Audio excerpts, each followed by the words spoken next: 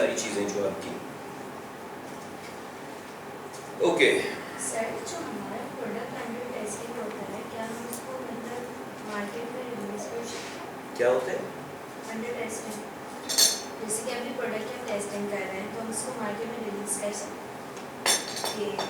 जैसे कि मेरा मतलब मैंने अभी एक है ना इन्फ्लुएंसर थी, उसकी एक वो देखी थी स्टोरी, तो उसके अंदर है ना जो लॉरियल ने कोई न्यू शैम्पू लॉन्च किया होगा, तो बेसिकली वो क्या करी थी कि वो वाला प्रोडक्ट टेस्ट करी थी blinded.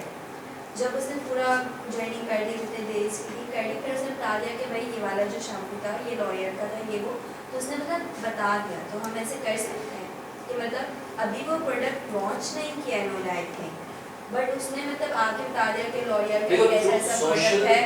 Through social media influencers is a different point. वो जाहिर सी बात है किस टाइप की मतलब वो टेस्टिंग है, वो लॉन्च कर ही चुके हैं, वरना वो उसके ऊपर पैसा नहीं लगाते।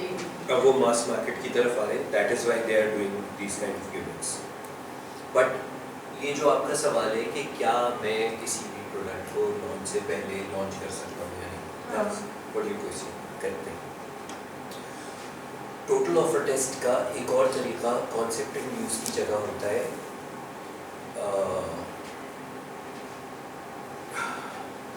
STM।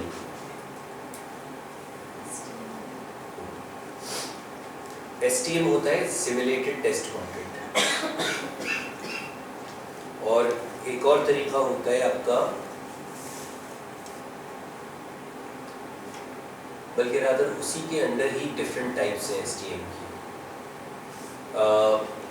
STM सिमुलेटेड, क्या कह रहा हूँ मैं, सिमुलेटेड यानी अगेन वही काम कर रहे हैं जो हम कॉन्सेप्ट यूज कर रहे हैं, तो सिमुलेशन ही है ना।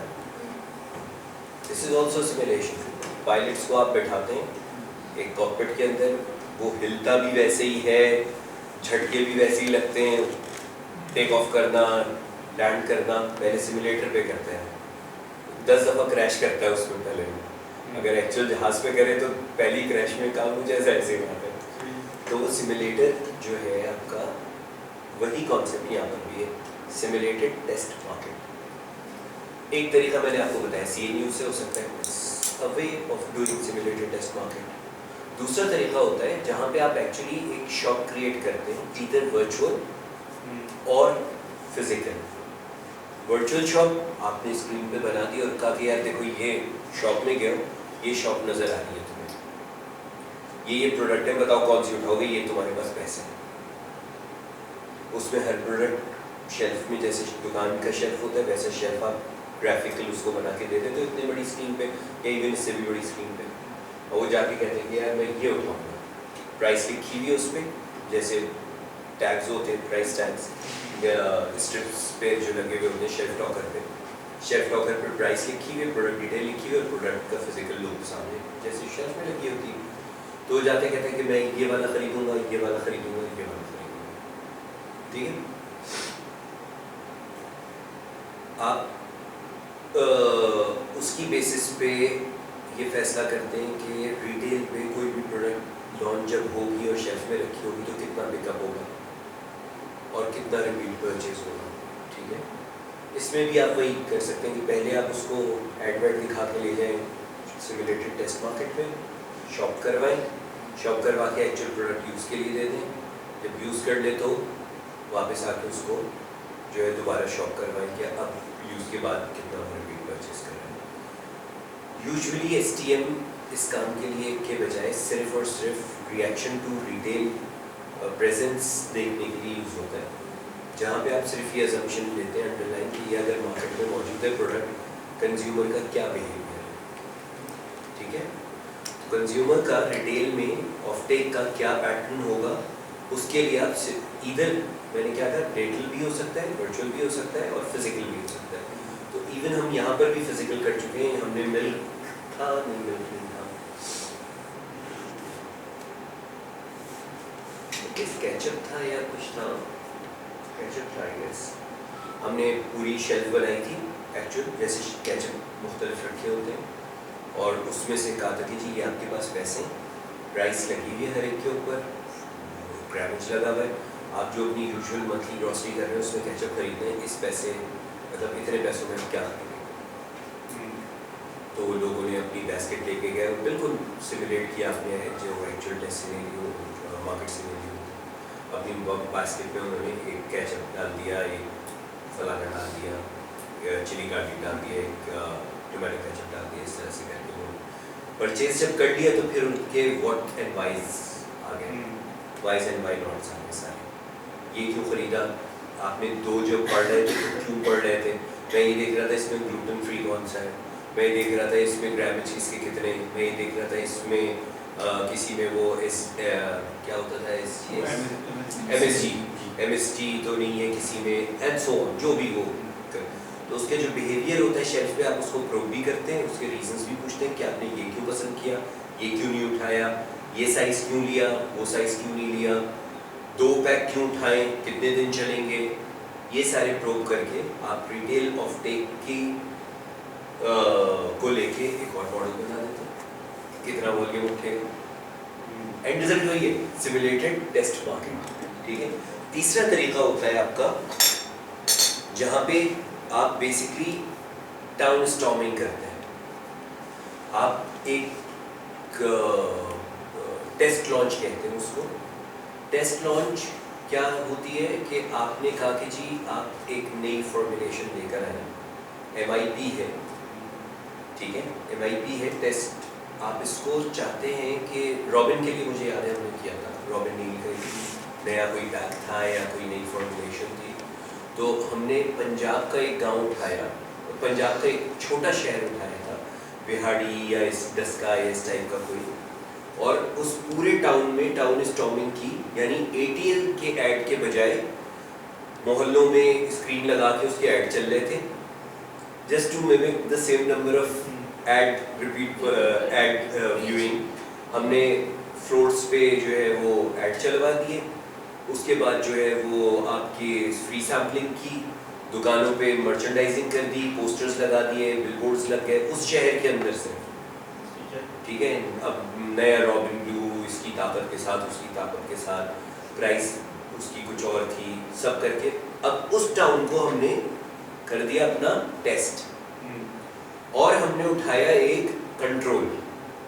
सिमिलर सेल्स जहाँ पे थी एग्जिस्टिंग, मेरी एक से लिया था और एक डस्का था, दोनों में सिमिलर वॉल्यूम्स थे मेरे। ठीक है।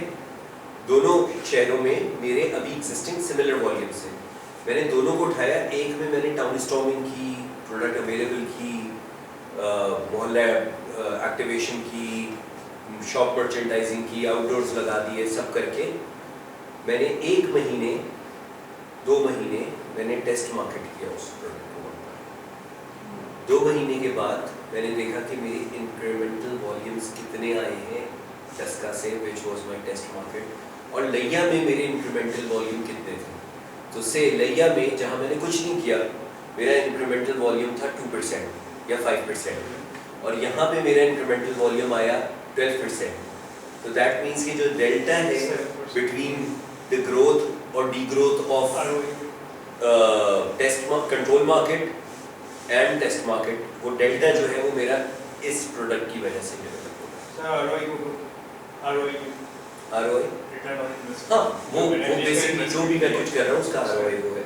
तो वो डेल्टा जो होगा डिफरेंस, वो मुझे बताएगा बिटवीन टेस्ट एंड कंट्रोल कि मैं क्या ये प्रोडक्ट परफॉर्म करेगी। तो it is also a way to simulatedly test the market.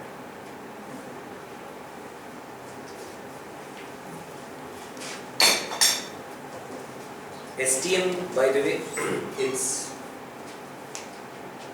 again STM is another branded tool.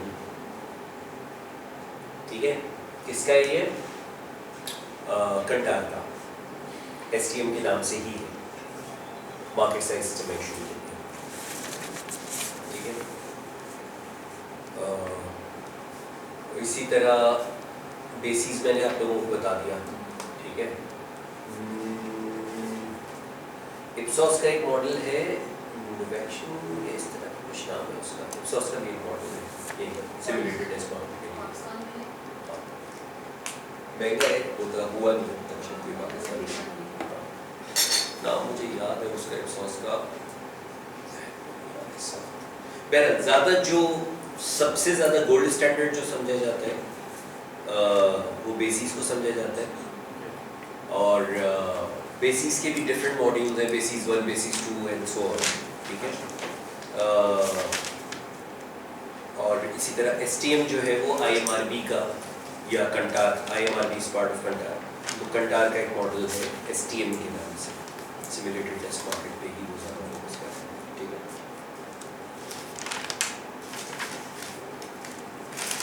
We'll have to take a leave now. I guess pricing आपकी इसमें बाकी है।